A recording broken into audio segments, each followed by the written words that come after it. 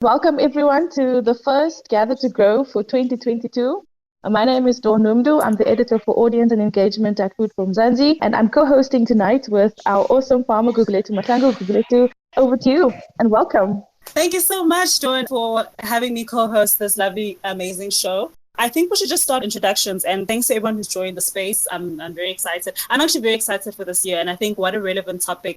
So thank you so much, Food from Zanzi. Let's talk about the trends. Let's get excited for 2022. We have our first guest, Tamsin. Hi, Tamsin. How are you? And kindly introduce yourself and tell us what you do. Good evening, Gugu and everyone. Thank you so much, and Happy New Year to everybody. My name is Tamsin Davids. I'm the owner of Krystal Farming and Consulting. We specialize in food safety and quality and assisting emerging farmers and agro-processors with implementing various systems at their establishments. Lovely. And you know why I started with you, Tamsin? Ladies first. Okay, and on to the next one, we have Richard. Richard, thank you so much for joining us. Just kindly, introduce yourself and tell us who you are and what you do. Hi everyone, I'm Richard Hay. I am a postgrad and teaching assistant at the Department of Plant and Soil Sciences at the University of Pretoria and the horticulturalist for the university's Mojakabedi Urban Food Garden. My work focuses on small-scale farmers and how we can use social media to connect with them and how small-scale farmers themselves use social media to share information. So I'm really big on pseudoscience and misinformation. And then in my spare time, I'm really passionate about alternative crops and indigenous species of agricultural potential. Absolutely amazing. Thank you so much, Richard. And we have our second last speaker, Lunathi. Lunathi, thank you so much for joining us. Just, introduce yourself, tell us who you are and what you do.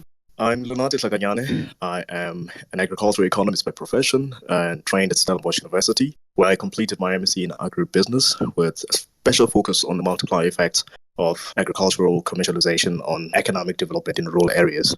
Currently based in the north of Johannesburg, and I currently serve as a strat advisor at IQ Business, largest independent management and consulting firm in the country. I'm someone who's deeply passionate about developing smallholder farmers and helping them realize their potential by leveraging data and of course by heeding economic indicators as well. Thank you so much, Lunathi. This topic and the discussion tonight is based on an article that was published on Food from Zanzi. I was specifically focused on these niche crops or trends as we go into the new year. And I'd maybe like to ask Lunathi to kick us off just with highlighting some of the points that he raised specifically within this context based on the article that was published on Food from Zanzi. I think he mentioned blueberries, kiwifruit, and mushrooms as a way for new farmers and rural farmers and farmers within the state to get into. So Lunathi, over to you. We will all agree that the previous year has been fraught with quite a number of challenges, but nonetheless, it's also seen the emergence of quite a number of interesting trends, especially within the agri-commodity landscape. And the three agri-commodities in particular that have grown quite substantially or have displayed huge potential for exploitation. And as I mentioned in the article, these are, blueberry, kiwi, as well as mushroom. We've been seeing quite a lot of interesting trends in these commodities over the past year and a half. And this has been, primarily driven by a sharp uptick in demand, mostly at the back of shifting consumer preferences, both locally and of course globally. So it's been quite interesting seeing those trends. And so I'll talk a little bit about each of those. So let's start with kiwi. Kiwi is a very interesting one. Traditionally, it was a very obscure industry, let's call it, and still relatively is. I mean, it is quite comparatively small in area planted. I think the last time I checked, the area under cultivation was roughly just south of 200 hectares. But it is growing quite significantly.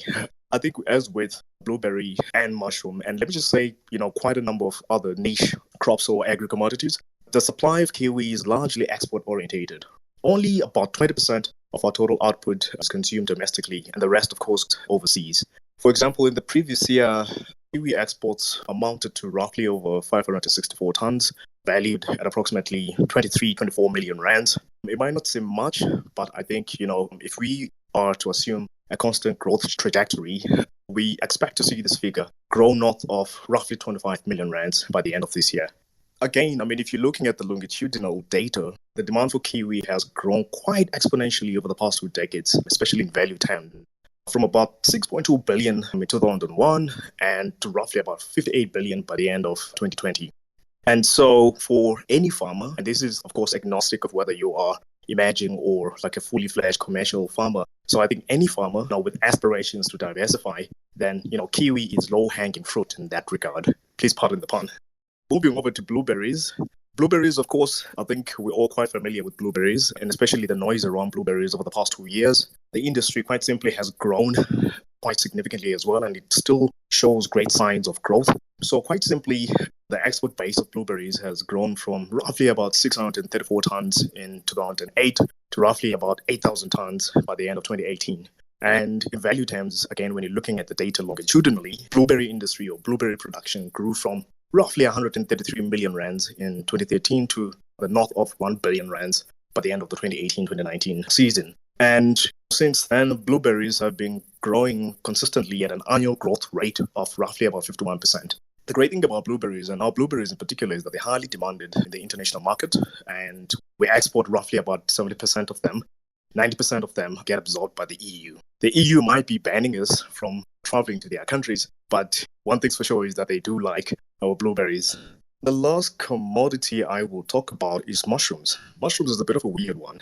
Not much attention has been given to mushrooms, but over the past, let's say, year and a half, especially with the growth for Asian cuisine and Asian foods in particular, we've seen quite a lot of demand for mushrooms, especially from restaurants that seek to fill that demand. So although, our mushroom output may seem like a drop in the ocean, really, when you compare it to China, Italy, the USA, as well as the Netherlands, which produce roughly between 5 million and 300,000 tons annually, we are, I think, making impressive strides. But we might not be there yet, but I think we're making quite significant progress. For example, in the past year alone, I think we produced roughly over 21,000 tons of mushrooms, and much of this has been concentrated in Gauteng, the Western Cape, and KwaZulu-Natal. I think, again, for any farmer, especially emerging farmers who are looking to diversify their operations, then I think mushrooms will be a great point to start.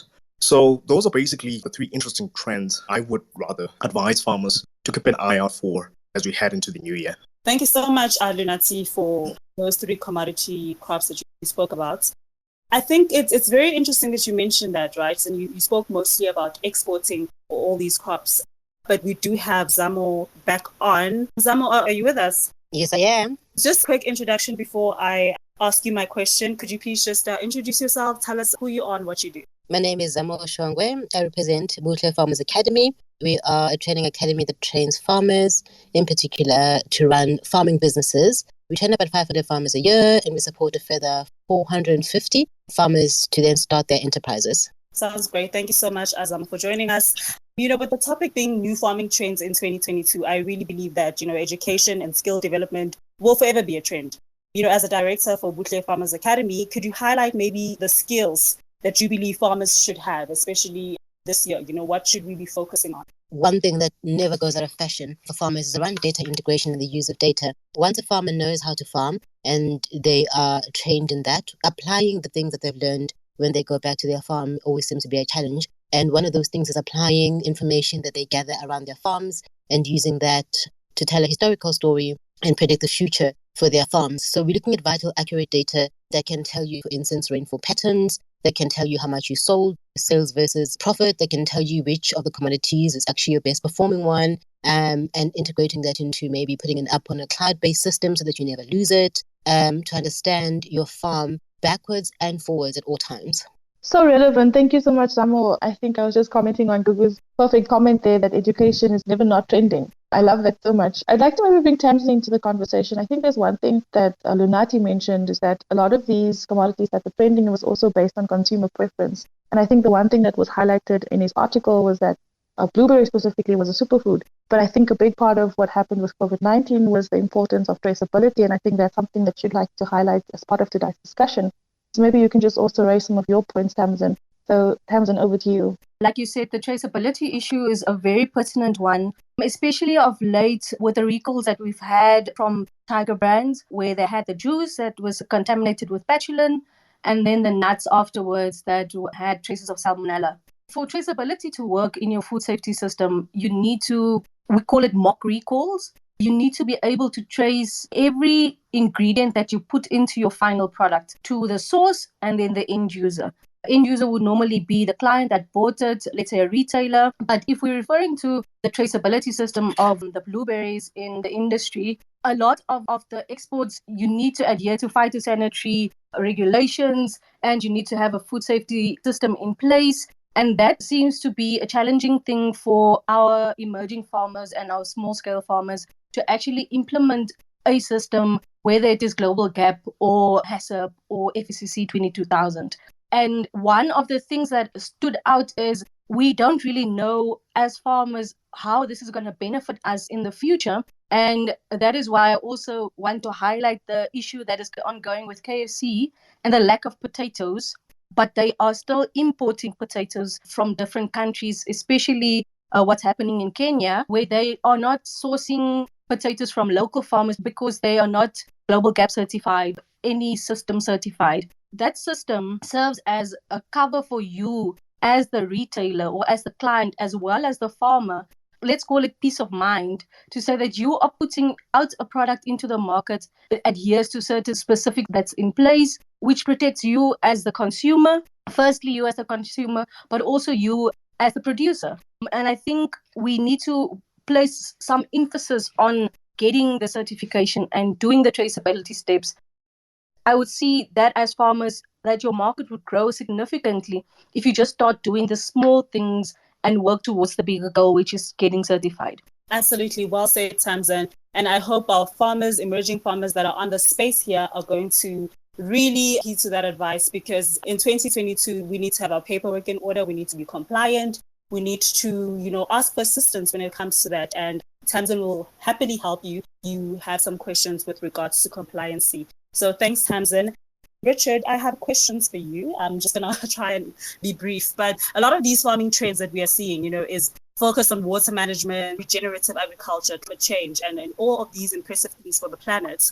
Some say regenerative agriculture is like the next big thing, because consumers want healthy foods and they want to focus on healthy soils. They want a story. They don't just want to buy food and not know where it comes from. As a researcher, do you think it's the best possible solution? Climate change mitigation? Because most companies are now funding climate smart farmers. Your insights on that? Firstly, I have a lot of reservations about what we term or what is largely seen as regenerative agriculture at the moment. A lot of these terms, climate smart agriculture, permaculture, regenerative agriculture, are used interchangeably and are quite ill-defined across the board. There are a lot of good practices amongst these worldviews that I think we need to tap into. But from what I've seen, a lot of it is just good agricultural practices with good branding. And I don't think that's inherently a bad thing. I think branding is a good thing. And we do, like you said, want to tell a story and sort of convince the consumer that the produce that we're putting out there is the best that it possibly can be. I do see a lot of misinformation, particularly in the permaculture and regenerative agriculture spheres. And so particularly for our farmers themselves, I really would encourage you guys to connect with specialists online. Over the last few years, we've been studying how Facebook as a site is used to connect farmers with agricultural extension officers, agronomists such as myself, horticulturalists, and there's a lot of experts who are really willing to share the information. There's also stacks of stuff online. I do know that one of the stumbling blocks is trying to access this stuff. A lot of the databases are quite difficult to navigate for people who don't work in these sort of spheres, but we are working on making them more accessible and sharing that information. In terms of climate change going forward, absolutely, agriculture will be at the forefront of climate change.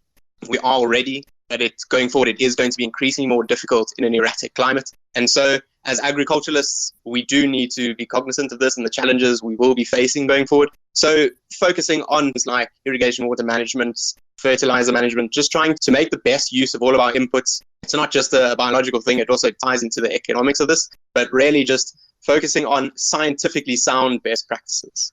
What I would like to see in the agriculture sphere is some sort of standardization like Global Gap, focusing specifically on sustainable agriculture or sustainable practices. Not quite like what we've seen before with the permaculture movements and that, but really focusing on scientifically sound, data-driven decision-making processes that are accessible to small-scale farmers. Obviously, again, that's one of the challenges. Thank you so much, Richard. And I think my next follow-up question would now go on to these small-scale farmers. I know you mentioned your work with also rural communities. Speaking on the trends that are currently trending and are going to be the next big thing this year, how do you think the rural economy can keep up with the trends?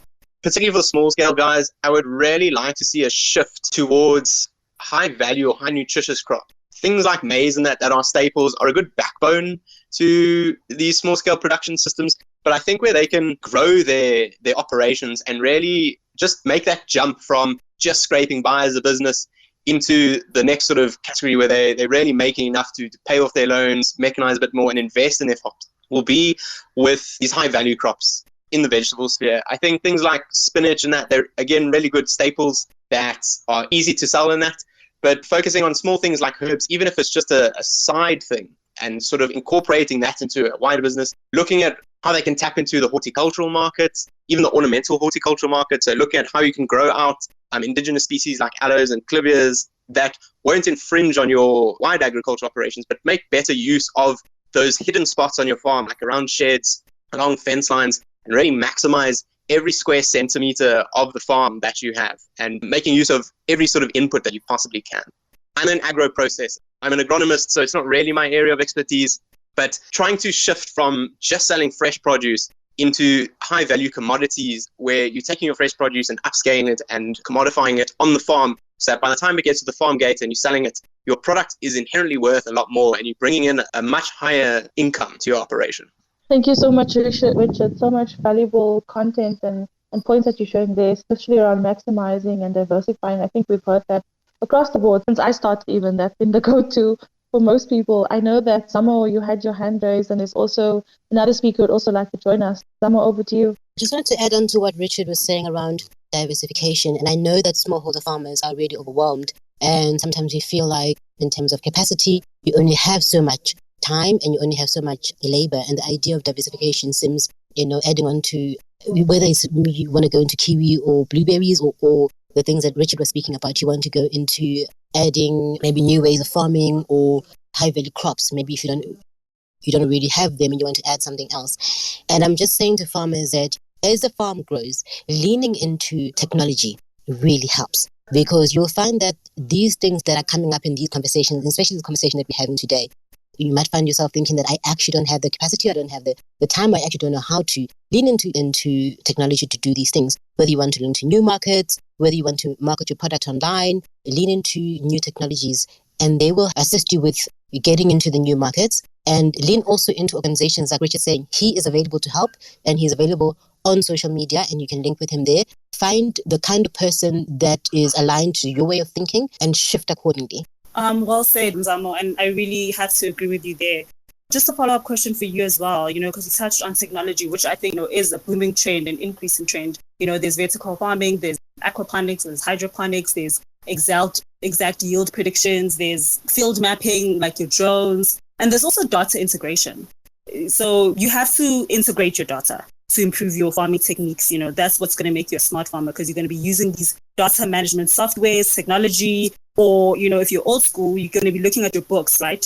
So that you are able to make sound decisions to better your farming operations. Maybe we can just touch on the importance of technology and the importance of data integration. You couldn't possibly farm if you were not integrating your data. So I think Tamsin was speaking about Mark recalls. When the farmer support officers from Buhle arrive on a farm, what they'd like to see is your farm file, and that would have a number of data that shows what's been happening in your farm in the last month or so. And that would be from HR records to, very first things if someone ever arrives on your farm, whether they're a visitor, whether they came to purchase or they came to do an inspection, you should be able to trace to see the signature that somebody has signed and, they have been on your farm and, what they did on the farm on what day. Because if there's an outbreak of anything, you want to be able to look back at your books to see who brought what to the farm. Let me just give you an example of also how data integration would work with smallholder farmers. So we had a COVID outbreak, 2021 January. The opening of schools was delayed. And quite a few of our farmers farm to produce for the school nutritional programs across the country where the government feeds learners at the school, right? Which means that when you are planning your farming, your production plan, you are saying you plan it in such a way that your first harvest would be in January into February onwards so that the learners would have food when they come back. Now, last year, opening of schools was delayed due to the high COVID numbers. And a lot of the farmers lost the food. The price firstly plummets, and then some of the farmers try to delay putting it on the market, thinking things are going to change. Eventually, some of them had to suffer losses because of that. Now, since that has happened, we go back to the farmers and we ask, if that's who your client is, right? How do you integrate that data? Since last year, what have you done to ensure that that doesn't happen to you again, right? How are you making sure that your production plan you have a number of weeks in which not everything is harvested at the same time, for one, right? How are you also looking at rainfall patterns? How are you looking at the demand for longer shelf life products? What can you plant that has a longer shelf life so that you can hold back if you need to for a couple of weeks? So there's changes in consumer needs, but there's also changes as a result of things like COVID that are beyond your control. And therefore, how do I take the data that I together at my and use it to help me to farm better in the future? Absolutely amazing. Thank you so much, Zamo. I really appreciate you being here. It's always nice to have a diverse group of people and panelists who can share different insights. I'm sure you agree with me on that one. I think, Tamsin, if I could maybe bring you back into the conversation, I think one of the trends that you also wanted to raise was leafy greens growing using contaminated water. Maybe you can tell us a bit about that. Quite recently, didn't necessarily affect us directly. We had an outbreak of E. coli in leafy greens. It was found that because you are farming in rural or in a village, you are using the water that you have to your disposal to water your crops, whether it's lettuce or spinach or kale, whatever it might be. And what we might not know as farmers is that the bacteria that is in the water goes and sits on your crops, and that then gets passed on to the consumer. And again, that just plays on emphasis on having a system in your establishment. I speak, but everything comes back to having a quality control system in your establishment and making sure that the food that you put out into the market is safe. And I know a lot of our farmers, when we start out, we plant spinach. It's an easy crop to grow, or we plant lettuce.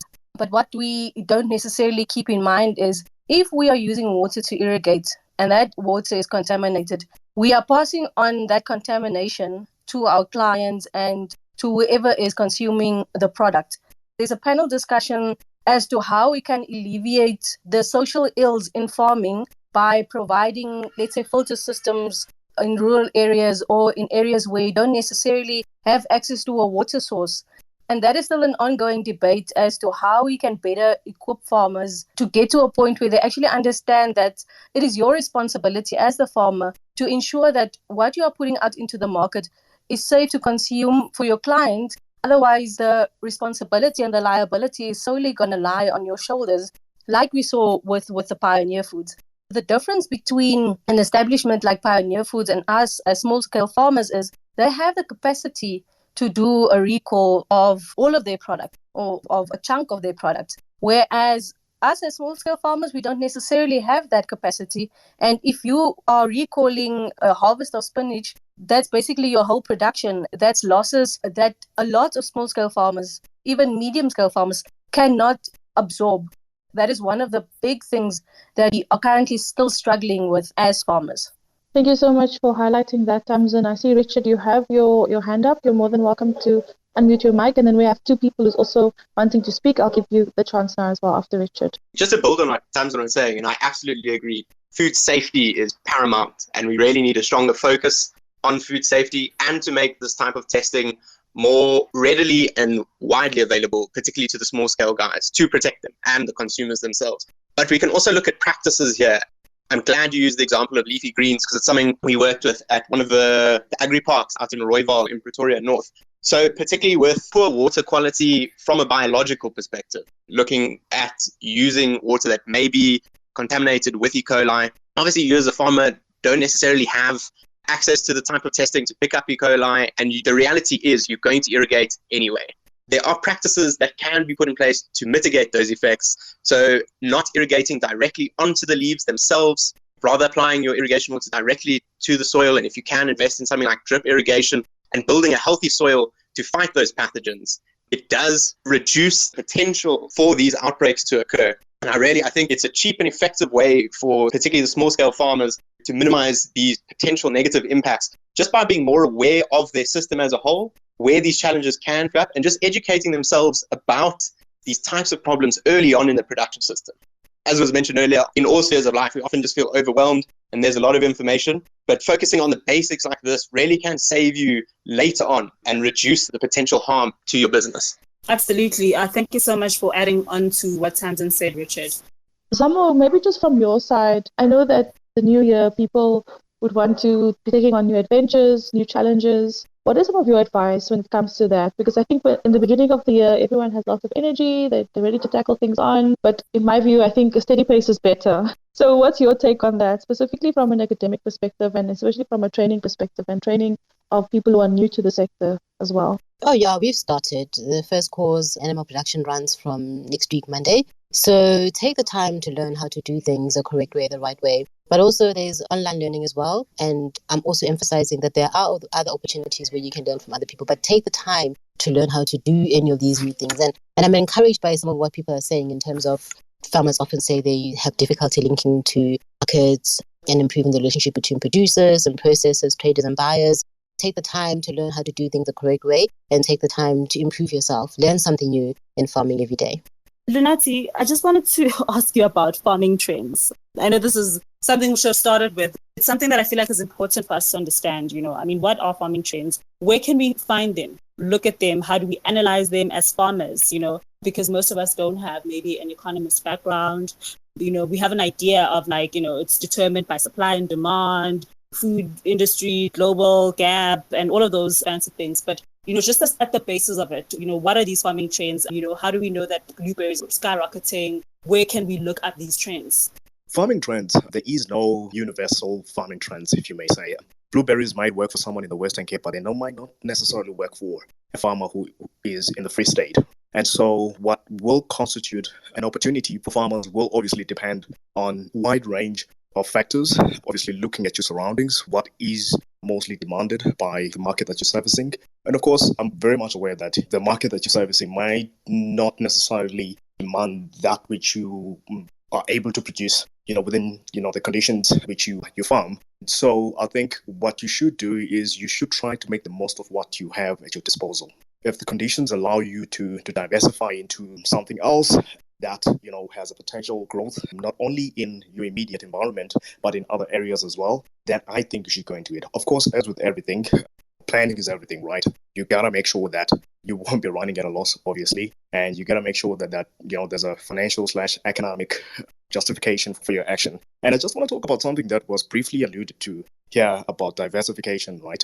We often talk about diversification as sort of risk mitigation strategy, but I think what we should be doing is viewing diversification as an opportunity-seizing avenue, right? What that basically means is that you should diversify not because you're scared, a particular crop that you specialize in won't do that well, let's say this year, but you should diversify because you are looking around and you're seeing opportunities and you seek to exploit those opportunities. And so in terms of where you can find, what will work, again, at a very micro level, I'd say look around you. At a macro level, I'd say look at, publications like Farmers Weekly. Follow people who regularly publish, what's hot and new in the agri space, like Food from Mzansi. Food from Mzansi runs quite a lot of interesting articles on what's happening in the country and up-to-date articles that are specifically targeted, obviously broadly at the agri sector, but specifically at emerging farmers.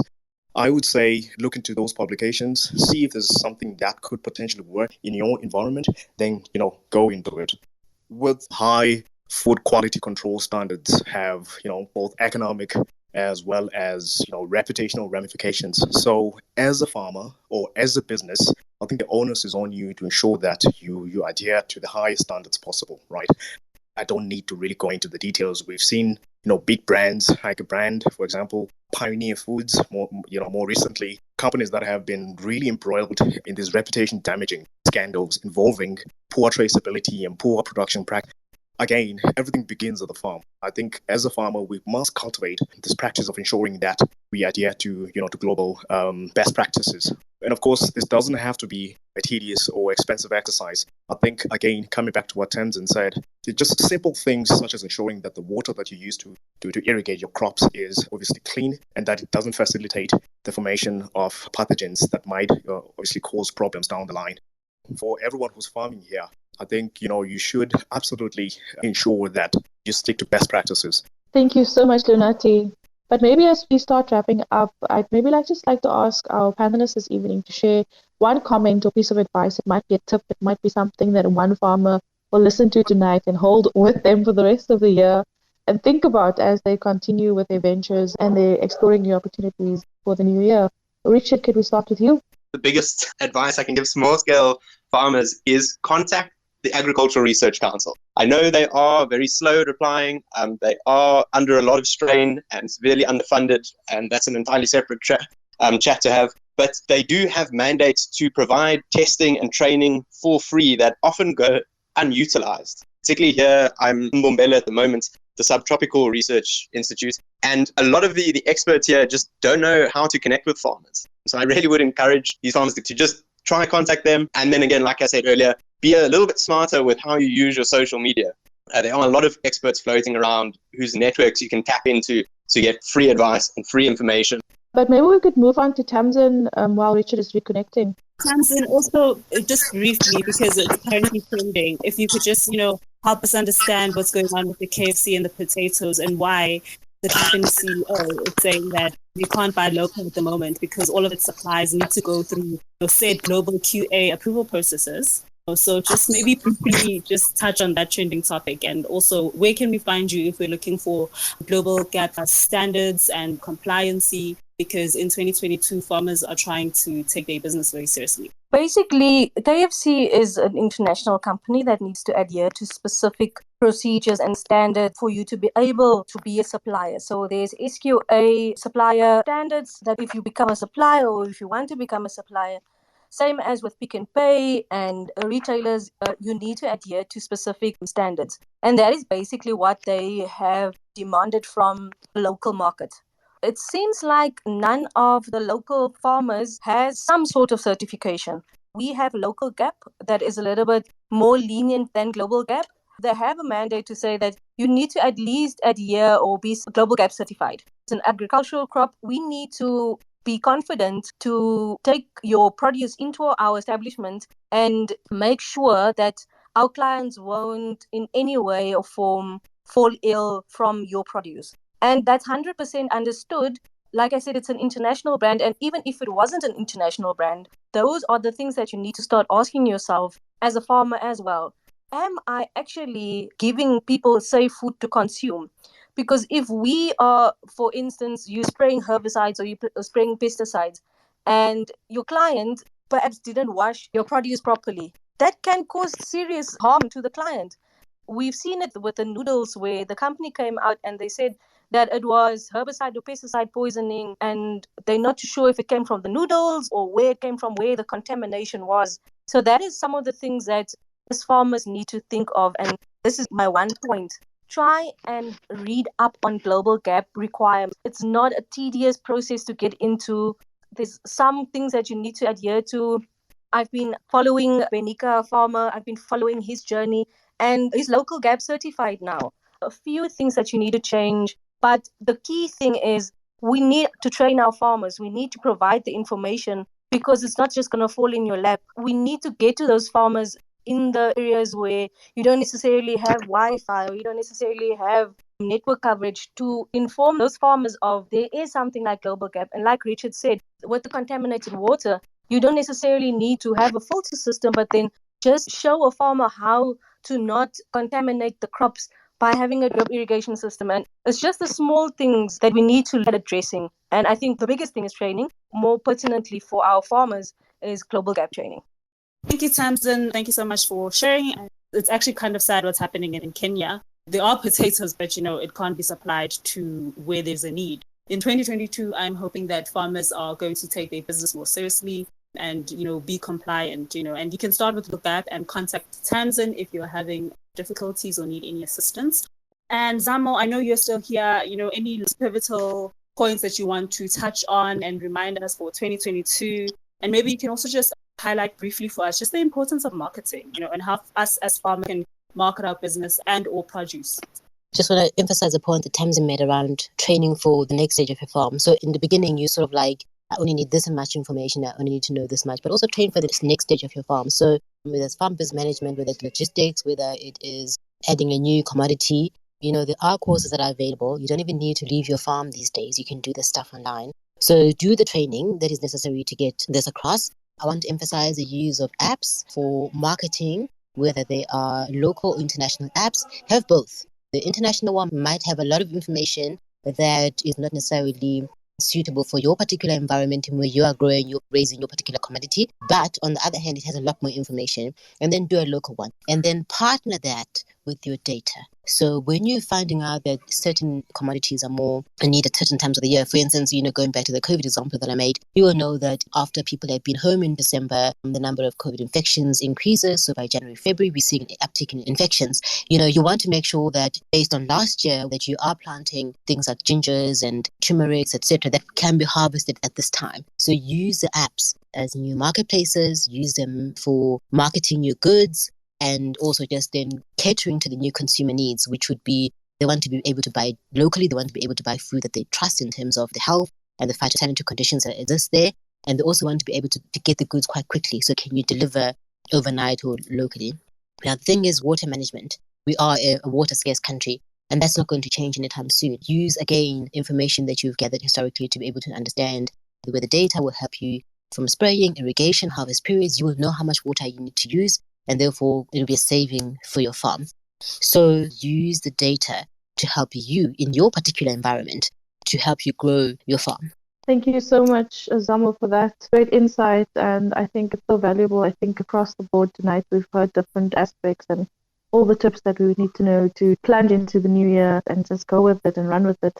Sabula, you've been waiting to also speak. Would you like to share a comment or question before we finish off with Lunathi? I have one question to ask with regards to the management of your farm. For me, the certain dates which I can use since 2022 has started, that I can maybe like a system which I can use in my farm beside the app, which maybe I can collect the data and write it just like maybe a source of a budget, kind of like budget. Which would you prefer for me to use in my farm? Thank you so much for your question, Sabelo. I see we have another Sabelo also wanting to request to speak, but in the meantime, any of our speakers who can advise on that specific question? Sabelo, I would advise you to look at programs that we have at Buhle Farmers Academy. We have an online financial management course, and it's purely online for the very purpose that you don't want to leave your farm, but it's long enough for you to be able to finish a month. And the templates that are online are enough for you to be able to start tracking your input and expenditures over a 6-week period. Therefore, you will be able to stay in contact with the people at Buhle Farmers, whoever is a subject head for that particular one. And then you can ask them questions. How about if I'm using this template and my particular farm is a vegetable farm and the template is for maybe chickens, what changes do I need to make here in order to get the farm, in order for it to align to the farming that I'm doing? Other than that, there's also a myriad of free apps that you can use, basically for business management farm. And these are freely available on the internet as well. Just requires a little bit of research and something that, again, goes back to what is aligned with where your farm is going. So you have to also understand, do I just want to be a small farmer here, or am I looking at global gap and exporting? So they will differ according to that. Thank you so much. Can you please share the information on the inbox? Can I inbox you maybe for the program that you guys have? Most certainly. Thank you so much. And then we have another Sabelo also keen to request her to speak. Maybe you can ask your question now. And then as we wrap up. Hi guys, just want to find out from you, what advices would you give up preparations of the time, especially for cattle and all of that, besides cutting the hails? What advices would you give to prepare as to how to get the weight still stable of the cattle and going forward preparing for summer? Thanks so much for your question. Zamo, would you like to take this one? Even if it's not appropriate, as long as it has the capability of helping to prepare for the winter time. Richard will answer for all of us. But what I can say is, get in touch with me. Because like I said, we have a livestock course that's starting next week, Monday. But get in touch with me and we can talk about your particular challenges. Because remember, sometimes it's just your particular farm that has a problem with certain things. And I like the idea that you're already thinking of winter prep when we are in the middle of summer. That tells me where your mindset is at as a farmer. Get in touch. And I will then link you to the right people within Buhle who are able to assist with that. It means a lot. Thank you. I've seen Richard raise his hand. Yes, not trained in cattle production, but I do have a bit of experience. I'm going to assume you probably extensive grazing operation. Obviously, feed quality declines in winter. So looking at trying to supplement, if you can get supplements in, or just a more nutritious feed to blend in small additives really can go a long way in just maintaining form and body weight in winter. And so there are a lot of really cheap feed additives that you can tap into, things like bran, maize, that's not necessarily fit for human consumption, but perfectly fine for livestock. So if you can go out and speak to the farmers in your local area and try to get that personal connection and tap into where there's wastage on their part that can be used as additional feed for your operation. Yeah, thanks, Richard. Yeah, I think that's actually true, especially those winter blocks and all of that, because what's important is to, according to what I'm thinking, is to just keep on a perfect balance, especially on weight, because that actually tells you if you are ahead of your game when it comes to your growth of business in terms of farming and all of that, because even the investors, even at auctions when you're taking them into that, those are the first steps that I'm looking at. Are they well fed and all of that? So it's not just to have a bundle of them and you don't actually take care of them. So that is why I was trying to find out on how to prepare for that, so that when the time actually comes on, you don't have to start struggling now to be pushing so hard, because when you go to the next wholesale, they're going to tell you about 1,000 Rand of a bale, then that's already too late to manage that. Thank you so much. Absolutely. And like I said earlier, I'm glad you're thinking long-term here and sort of planning for the future. Obviously, there are these cycles. So from an agronomy perspective and looking particularly at grass production, there are these natural cycles in quality. Your cattle probably will lose a bit of condition over winter, but the fact that you're thinking of mitigating that and ensuring that your cattle stay in the best performance they can, even in those tougher times. Yeah, I think that's really positive. Thanks, Richard. What type of farming are you into? I manage an urban farm, but it's mostly my students that farm. And then I'm a researcher at the University of Pretoria. But yeah, I'm an agronomist by training. Perhaps how to get a breeding certificate. Do you have any information about that? Do you register on CIPC? How does that work?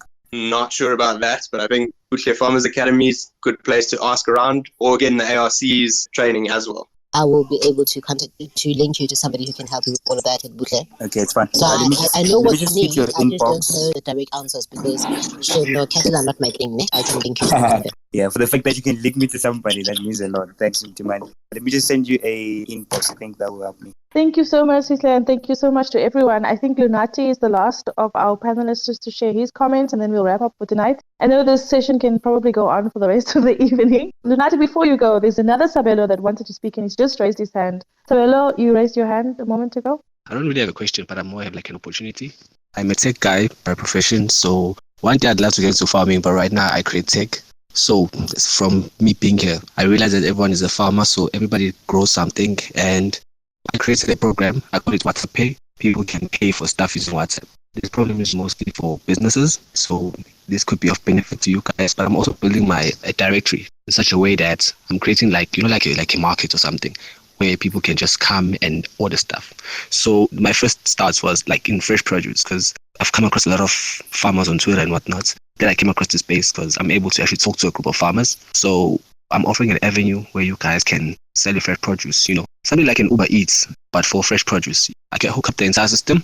People can actually interact with it, and then automatically it can kind of like have like a stock type of system where you guys, farmers, can say, okay, cool, I have this, I have this, I have this, I have this. So when people make orders, then the system can be able to know then who has what and where, and the whole 9 yards. That's what I came to present.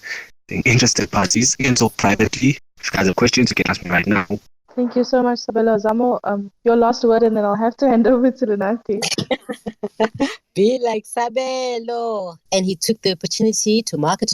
Before this, I had not known of him. So be like Sabelo. Find out what you want to do with your particular skills in farming are quite wide, and use a market space. And I'd definitely be in touch with Sabelo, because going cashless is the next thing in farming. When people arrive at gate, whatever it is, you want them to be able to pay without actually the physical money exchanging hands. So be like Sabelo this year. Hi, I didn't hear the last word you said. Basically saying, be like you, Sabelo. Be like Sabelo this year, she said. Lunathi, your last word. My advice to farmers as we head into the new year is something that I have been religiously preaching for the past, let's say, 4.5 years, which is that, your transactional and operational data is your lifeline in times of uncertainty, which I'm sure, many of you will agree that the agricultural sector and the broader South African economy has no shortage of, right? I need not expand on what I mean by that. Our economy is tilted sideways. Things are not really lekker at the moment. And so your data will really be your lifeline in whatever operations you decide to endeavor in. My advice to you farmers is that you should absolutely try to follow the numbers closely. I only believe that the numbers will provide you, with a level of steer that experience alone could never.